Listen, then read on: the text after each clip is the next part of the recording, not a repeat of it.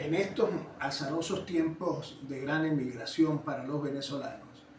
resulta interesante conocer el contenido de la Convención de Ginebra sobre los refugiados del año 1951 en protección de los seres que salieron de su país durante la Segunda Guerra Mundial y del Protocolo Extensivo de 1967, por cuanto se habla de un tema muy interesante para los venezolanos, que es el principio de no retorno al país de origen donde se ha sentido amenazado. Y es precisamente en estos momentos cuando el presidente Trump de Estados Unidos ha comenzado desde su llegada al poder el 20 de enero de 2025 a retornar obligadamente a la población venezolana que es inmigrante allá a las fronteras venezolanas, sin saber en qué situación se encuentra ni brindarle la oportunidad para intentar alguna acción de asilo que le proteja de retornar a Venezuela. Y aunque los venezolanos no son reconocidos como refugiados, las disposiciones internacionales en materia de asilo sí prevén este principio de no retorno, e incluso el juez Chen de Estados Unidos y otros jueces más de Estados Unidos lo han hecho a favor de los venezolanos. Es resaltante conocer cómo todos los temas relacionados con los derechos humanos fueron progresivamente abordados por las Naciones Unidas sin dejar deudas pendientes con algún tema en específico. Nada le es ajeno a los organismos internacionales o regionales y su visión es panorámica, es 360 para poder alcanzar una visión y una protección total de los derechos de los refugiados y del acceso a la justicia. La Convención de Ginebra representa una protección especial y efectiva para los habitantes del globo terráqueo, por cuanto el mundo tiene guerras nuevas y de expectativas y resultados difíciles, tales como la de Rusia contra Ucrania y la Unión Europea, la de Israel, Hamas y Palestina, la de Irán e Israel, y en todas ellas se encuentran en medio los seres humanos, que jamás opinaron ni apoyaron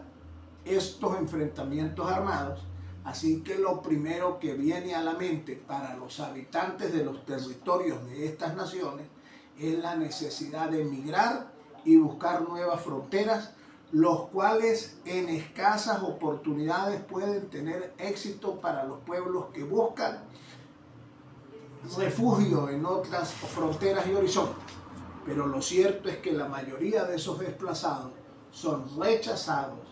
vilipendiados, discriminados, detenidos, perseguidos para hacerlos presos o para torturarlos y matarlos.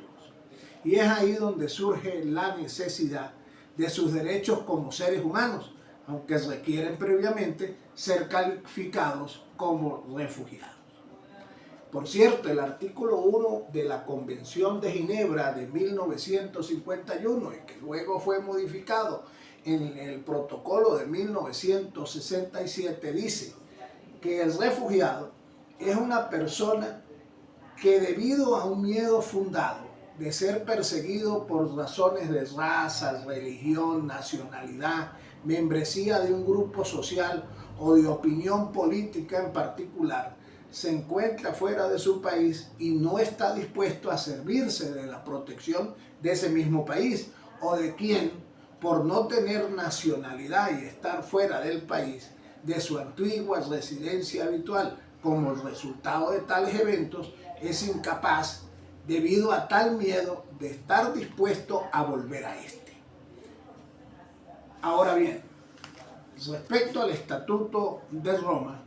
tenemos que señalar lo siguiente. La necesidad planteada con la creación y aprobación del Estatuto de Roma no merece mayor explicación, porque como especialistas de derechos humanos sabemos que esa prerrogativa de las Naciones Unidas a favor de estos países poderosos privilegia sus inhumanas actuaciones. Sin embargo, es un paso más hacia la consolidación de un Estado de Derecho internacional y un verdadero mundo sin fronteras, con plenas libertades y respetables derechos. Sin embargo, el Estatuto de Roma es un tratado internacional que establece la Corte Penal Internacional, que es una corte permanente con competencia total para juzgar los crímenes más graves de trascendencia internacional, como el genocidio, los crímenes de lesa humanidad, los crímenes de guerra y el crimen de agresión, que fue adoptado por la Conferencia Diplomática de Plenipotenciarios de las Naciones Unidas sobre el establecimiento de una Corte Penal Internacional celebrada en Roma, de ahí su nombre, el 17 de julio de 1998 y que entró en vigencia el 1 de julio de 2002, una vez que fue ratificado por 60 estados.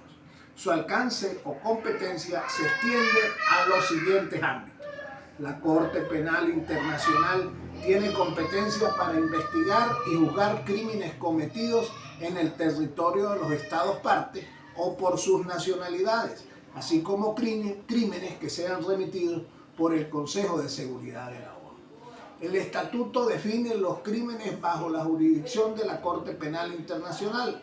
genocidio, crímenes de lesa humanidad, crímenes de guerra o el crimen de agresión. La Corte Penal Internacional opera con un principio de complementariedad, lo que significa que solo interviene cuando los estados no pueden o no quieren investigar y juzgar los crímenes por sí mismos. También establece la estructura y funcionamiento de la Corte Penal Internacional, incluyendo sus órganos: Cámara, Fiscalía, Secretaría y la Asamblea de los Estados Partes. Y por último, el estatuto tiene una estructura que incluye la definición de los crímenes, los principios generales de derecho penal, los procedimientos de investigación y juicio, las penas y los mecanismos de apelación y cooperación internacional. Hemos tratado dos temas muy interesantes, muy importantes, que nos conducen en este camino de ser especialistas en derechos humanos y abogar el día de mañana por cualquiera de ellos que se vea inmerso en esta situación, incluso nosotros mismos, si no sabemos que el día de mañana ya no estaremos en Venezuela.